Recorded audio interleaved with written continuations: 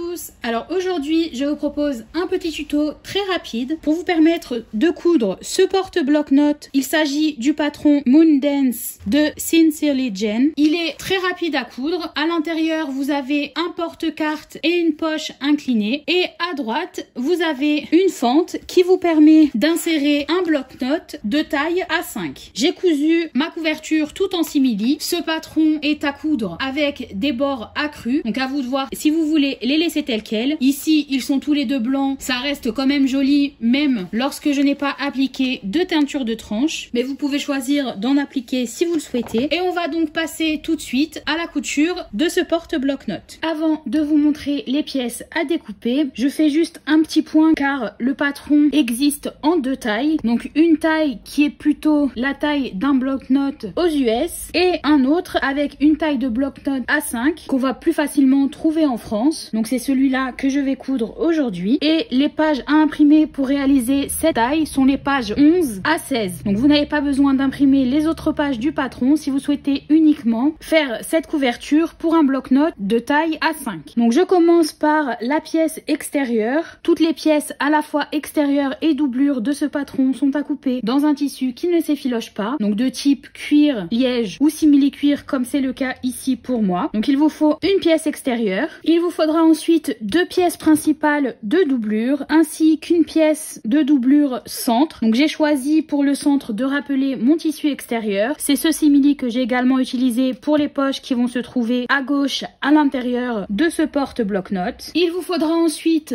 une poche inclinée. Si comme moi vous tracez votre pièce sur l'envers du tissu, il va falloir placer le gabarit envers vers vous, c'est-à-dire vous allez avoir votre tissu qui est comme ceci et vous allez mettre la pièce du patron à l'envers dessus pour pouvoir la tracer. Sinon l'angle de la poche serait dans l'autre sens, ce qui peut également être fait si vous inversez la structure de ce porte-bloc-notes pour quelqu'un qui est gaucher par exemple. Et il vous faudra également un rectangle qui correspond au porte-carte. On va maintenant passer au thermocollant. Donc dans ce patron on utilise simplement du Decovil 1, donc c'est le Decovil le plus épais des deux qui existe. Vous allez couper deux pièces de thermocollant principal donc avec votre Decovil et également une pièce qui va nous servir à stabiliser l'ouverture qui nous permettra de caler notre bloc-notes dans la couverture. Pour coudre ce patron vous aurez également besoin d'une paire de ciseaux, d'un cutter ou d'un ciseau rotatif. Personnellement je n'en ai pas car j'avais essayé mais ce n'était vraiment pas fait pour moi, d'un stylo, d'un outil qui nous permettra de percer deux petits trous, de scotch double face. Donc je vous conseille d'utiliser un scotch assez fin, le mien mesure 2 ou 3 mm et je vais également ajouter un morceau d'élastique qui n'est pas prévu dans le patron et qui va me servir à ajouter une boucle pour maintenir un stylo au milieu de ma couverture. Donc c'est un élastique que j'avais dans ma réserve, il mesure 1 cm de large, je ne pense pas que ça ait réellement d'importance, le tout c'est que vous puissiez faire une boucle pour ajouter un stylo. Pour commencer je vais prendre ma pièce extérieure, donc vous pouvez voir elle est comme ceci, et je vais placer mes deux pièces de Decovil, donc une de chaque côté, et je vais mesurer pour qu'il y ait 6 mm donc en bas, sur le côté et en haut. Pareil pour l'autre pièce et normalement vous devriez avoir à peu près 2,5 cm entre les deux. Ça va permettre que le Decovil ne soit pas dans la couture qui va permettre d'attacher l'extérieur à la doublure. Une fois le Decovil ajouté, je vais placer la bande centrale donc en la centrant sur l'extérieur, donc elle devrait se trouver au niveau de la tranche où il n'y a pas de Decovil. Je vais placer du scotch double face tout autour afin de la coller. Attention à partir de ce moment là, si votre tissu est directionnel, il va falloir le mettre pour que le haut du tissu soit en haut et le bas soit en bas, donc que votre tissu soit dans le bon sens car on va venir ajouter les poches et l'ouverture du bloc-notes. Si vous ajoutez les poches avec votre tissu dans le mauvais sens, ça serait dommage. Ma bande est maintenant collée, j'ai bien fait attention à la centrer correctement car on va ensuite placer nos pièces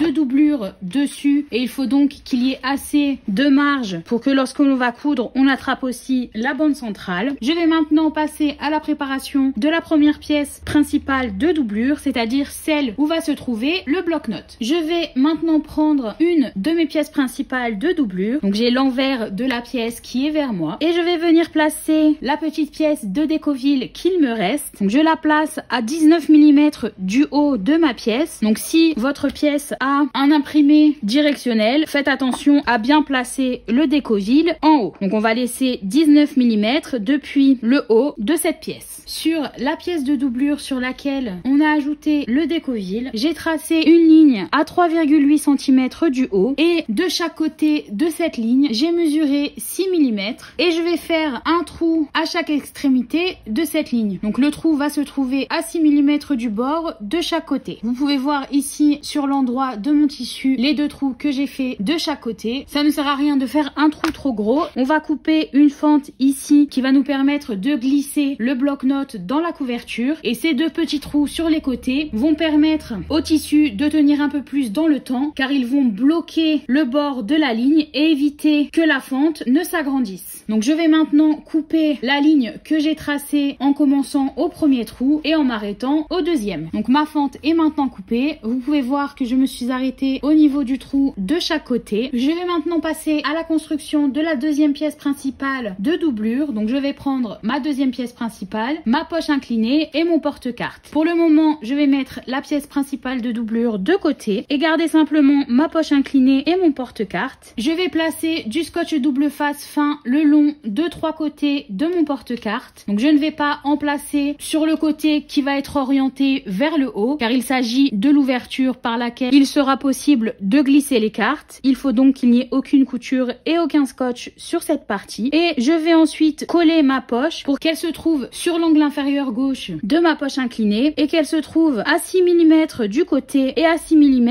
du bas. Donc je vais la coller et on va ensuite passer à la machine pour coudre les trois côtés qui vont maintenir ce porte-carte à la poche. Avant de continuer, je précise que je vais utiliser un scotch double face de 2 ou 3 mm. Ça va permettre que le scotch se retrouve juste à côté ou au niveau de la couture et qu'il ne dépasse pas à l'intérieur du porte-carte, donc que le scotch ne vienne pas nous gêner lorsque l'on va glisser nos cartes ou les enlever. Ma machine est sur un point long et je vais placer mon aiguille à 3 mm du haut de ma poche et à 3 mm également du côté car il s'agit de notre marge de couture. Donc je suis sur un point long qui est pour moi le 4,5 et je vais en tenant mes fils avancer de 2 ou 3 points et je vais ensuite faire un point d'arrêt en revenant sur ces mêmes points et continuer ma couture jusqu'en bas. Lorsque j'arrive à 3 mm du bas de mon porte-carte, je pivote et je vais continuer à coudre jusqu'à arriver de l'autre côté où je vais encore pivoter pour continuer à coudre jusqu'en haut et faire un nouveau point d'arrêt comme je l'ai fait au début.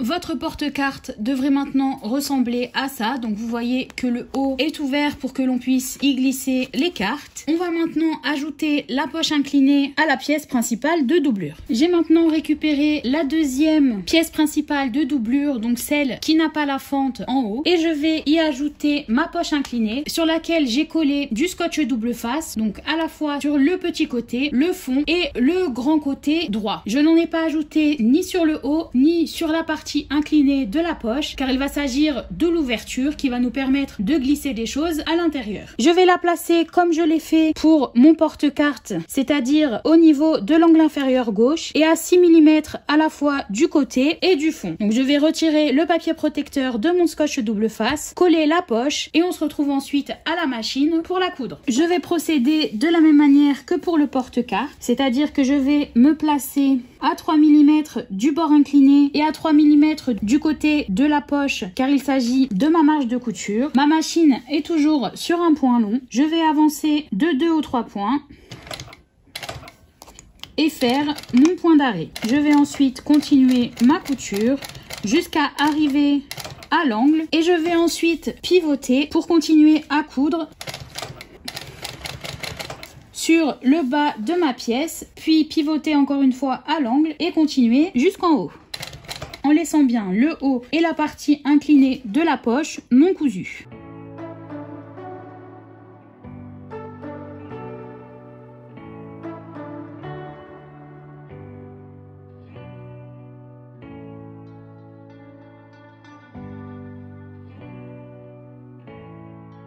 Maintenant que mes deux doublures sont prêtes, je vais reprendre mon extérieur avec l'envers vers moi. Donc vous devriez avoir déjà votre bande d'installer. Et je vais placer ma doublure avec la fente à droite et ma doublure avec la poche inclinée à gauche. Je vais placer du scotch double face tout autour de mes pièces de doublure et je vais ensuite les placer en les alignant avec mon extérieur sur les côtés. Donc je vais aligner les angles de ma doublure. Une fois la doublure alignée, elle devrait dépasser légèrement sur la bande centrale. C'est ce dont je vous parlais au moment d'installer la bande, car on va venir surpiquer et il faut que la surpiqûre passe à travers la doublure, la bande centrale et l'extérieur. Mes doublures sont maintenant collées, donc avec mon scotch, je ne les ai pas encore cousues. À noter que une de mes doublures, donc celle qui avait la fente, était un peu plus longue que mon extérieur. Il s'agissait d'à peu près 2 mm. Je pense que ça a été dû soit à une erreur de coupe, soit au fait que j'ai ajouté le décoville et que donc le simili-cuir a chauffé.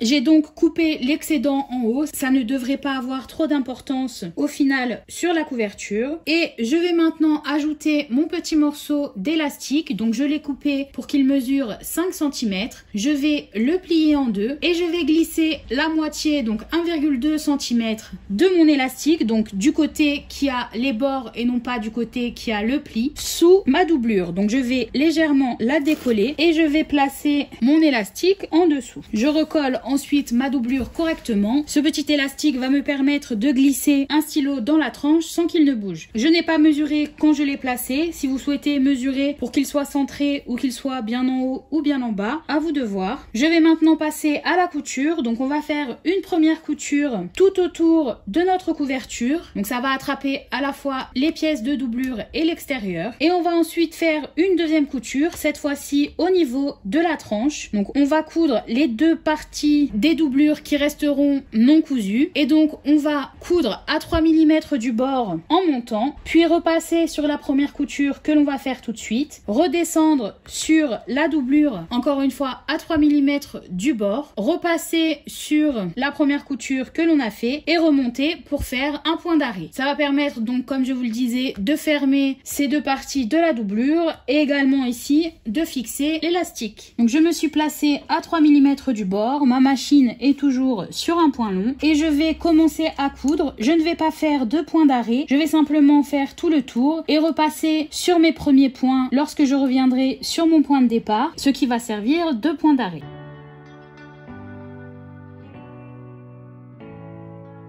Donc arrivé à l'angle avec mon aiguille dans mon tissu, je soulève mon pied et je pivote.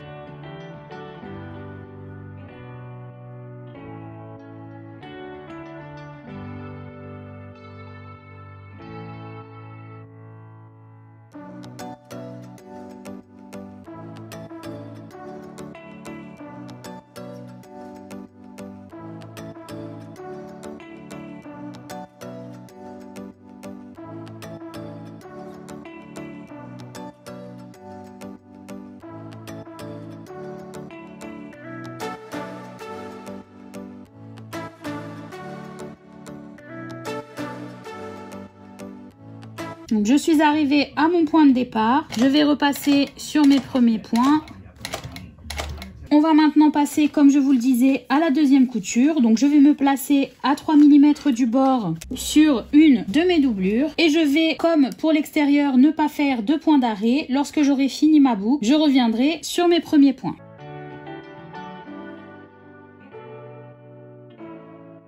Au niveau de l'élastique, je vais faire une petite marche arrière simplement pour le sécuriser un petit peu plus. Et je vais essayer d'arriver exactement au niveau de ma première couture pour que ce soit plus joli. Je peux ensuite pivoter et coudre sur la première couture que j'ai faite. Je vais y aller manuellement pour être sûr que tout soit bien précis.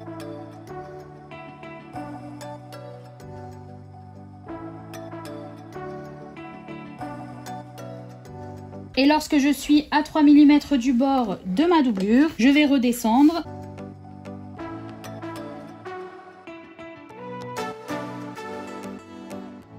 Et je vais ensuite faire la même chose en alignant mon aiguille avec ma première couture. Donc là, elle n'était pas tout à fait au bon niveau.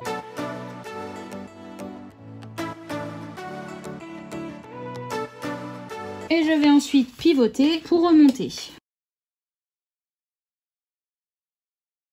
et je repasse sur mes premiers points. Donc normalement, vous devriez vous retrouver avec quelque chose qui ressemble à ça. Donc vous pouvez voir que toute ma couture a été faite tout autour et que ma tranche est également cousue. Et comme j'y suis allée manuellement sur mon extérieur, mes points correspondent parfaitement à la première couture que j'avais faite. Mon porte-bloc-notes est maintenant terminé. Les bords étant accrus, je vais sûrement passer de la teinture de tranche, mais je ne vais pas vous le montrer dans cette vidéo car c'est un procédé un peu long. Donc je prépare une vidéo séparée. Je peux maintenant glisser mon bloc-notes dans la couverture. Donc je vais glisser la partie en carton qui est au dos dans la fente qui se trouve en haut.